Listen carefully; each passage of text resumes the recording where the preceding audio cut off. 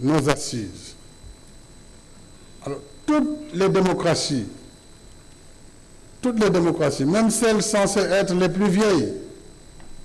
ont leurs moments de fragilité, parfois ponctués de violence. Nous le savons tous, et je n'ai nul besoin de donner des exemples. Le dialogue et la concertation permettent justement de soigner ces fragilités et d'avancer dans la quête de l'idéal de démocratie. C'est ce que j'ai toujours choisi. Par le dialogue sincère, notre démocratie se renforcera. Et malgré la charge des épreuves,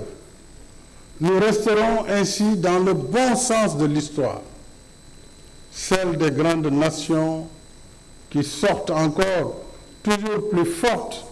des épreuves qu'elles traversent. Une formule bien de chez nous vient d'être rappelée par le pasteur Ouattara. Réew amul ñàkk waxtaan moo am. Sans revenir sur les péripéties du report du scrutin présidentiel, je rappelle qu'en prenant acte de la décision du Conseil constitutionnel qui s'inscrit dans le cadre des mécanismes normaux de la démocratie et de l'état de droit, j'ai indiqué ma volonté de faire appliquer la dite décision pour que le scrutin soit tenu dans les meilleurs délais. En convoquant ce dialogue, qui n'est pas le premier du genre, je n'ai qu'un seul objectif: trouver un consensus sur la date de la prochaine élection présidentielle, afin que le scrutin se tienne dans les meilleures conditions d'organisation et de transparence qui en garantissent la crédibilité, étant entendu qu'il se déroulera comme d'habitude sous observation nationale et internationale. Je demeure convaincu que le peuple sénégalais, fort de son génie et de son attachement à la démocratie et à l'état de droit, trouvera à travers ce dialogue, à travers les ressorts de notre société, le mécanisme approprié pour garantir la continuité de l'État. Ma volonté et mon vœu le plus cher, c'est de faire tenir l'élection présidentielle dans les meilleurs délais, et ceci avant l'hivernage prochain, et dans la paix. Le gouvernement y travaille déjà. Il travaille pour une parfaite organisation logistique de l'élection, comme d'habitude. Alors, mes chers compatriotes, dialoguons, restons sereins, responsables, pragmatiques et efficaces. Chacun de nous doit se transcender et s'élever à la hauteur du Sénégal que nous voulons. Un Sénégal de paix et de stabilité. C'est ce qui confirmera notre grandeur d'une nation unie par une histoire et un destin commun. Ce temps du sursaut et du dépassement devrait aussi consacrer le pardon, l'oubli et la réconciliation pour la paix indispensable à la cohésion nationale et à la poursuite de nos efforts de développement.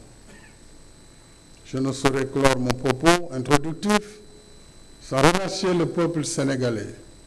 pour sa confiance renouvelée durant ces 12 dernières années. Je salue la maturité de notre peuple, sa sagesse et son attachement à un Sénégal démocratique et émergent. Comme je me plais toujours à dire, nous sommes parce que le Sénégal est. En restant attentif à vos préoccupations et propositions, je déclare ouvert le dialogue national.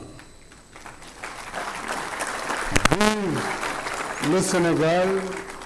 et vive la République. xam naa ni mbokk yi traduction am na kon am na ay écouteurs waaye dafa am ñaari kàddu yu ma bëgg a wax ci wolof. ginnaaw bu ma sant yàlla subhaanahu wa taala julli ci sang bu tedd bi na Muhammad sallallahu alayhi wa sallam maa ngi leen di gërëm yéen ñi fi teew yépp ndax Sénégal moo fi toog tey ku gis jotaay bi xam ne réew mi moo fi toog kilifa diine yi yónnee nañu wala ñu ngi toog kilifa lislaam kilifa jàngu bi muy église catholique di église protestante autorité coutumière patronat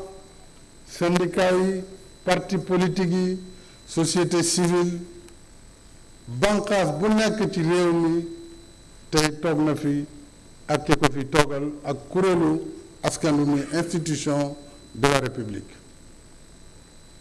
réew mi nag moo toll foo xam ne képp ku waxul jàmm wala doxoo ci liy tax Sénégal jéggi situation bi ñu nekk yaa ngi liggéey ci luy suuxal Sénégal te ku ne war na xam li waral coow li Sénégal élection bu ñu dàq kenn nawul élection du am doomu Sénégal a ngi waxtaan seen biir loolu dafa warul jar ñu ñuy ñëwte ci àdduna bi lu ne jàppal bàyyil Sénégal jàppal bàyyil mel nu àdduna buy tukki président de la république nee na duma candidat wutatuma mandat le 2 avril ma jeexal sama liggéey damay dem sama yoon waaw loolu war na tax coow am ci réew mi loolu war na tax coow am ci réew mi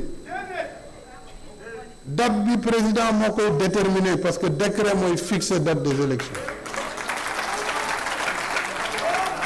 yomboon na ma lool ma toog ne date bi nangam la te su boobaa ku mu neex ku mu naqari foofa ngay dem parce que loolu mooy li am waaye dama ne du ma fixer date te tooguma ak réew mi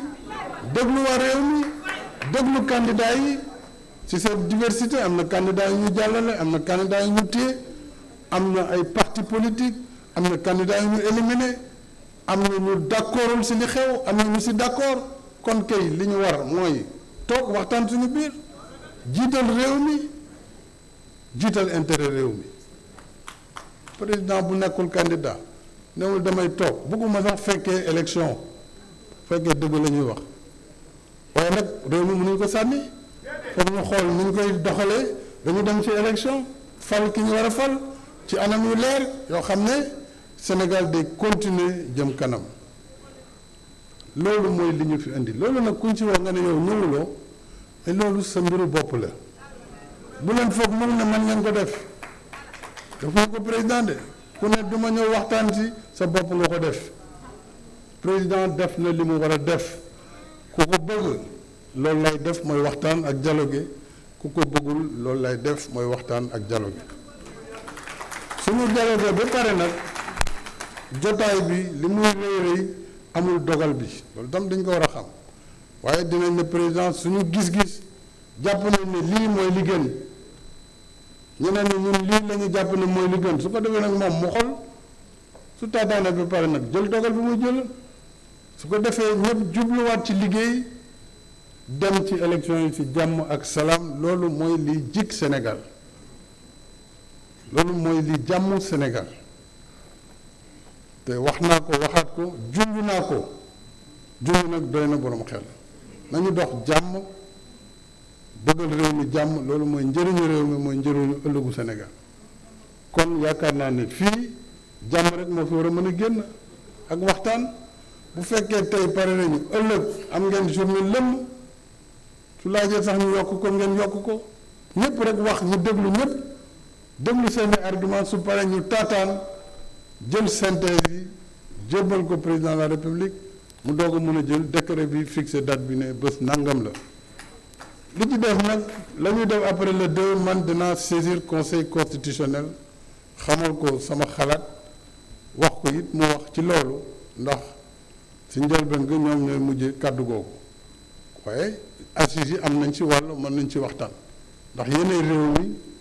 te réew mi moo nekk ci kaw constitution moo nekk ci kaw élection moo nekk ci kaw lépp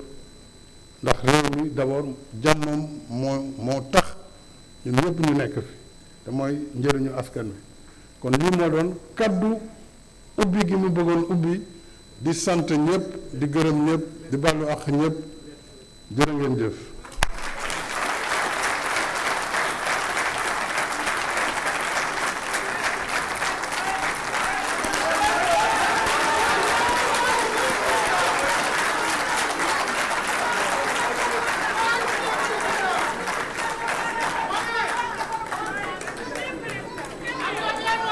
Merci beaucoup. Merci beaucoup, Monsieur le Président de la République. Merci beaucoup. Nous allons à présent poursuivre nos travaux. Comme l'a bien précisé Monsieur le Président de la République.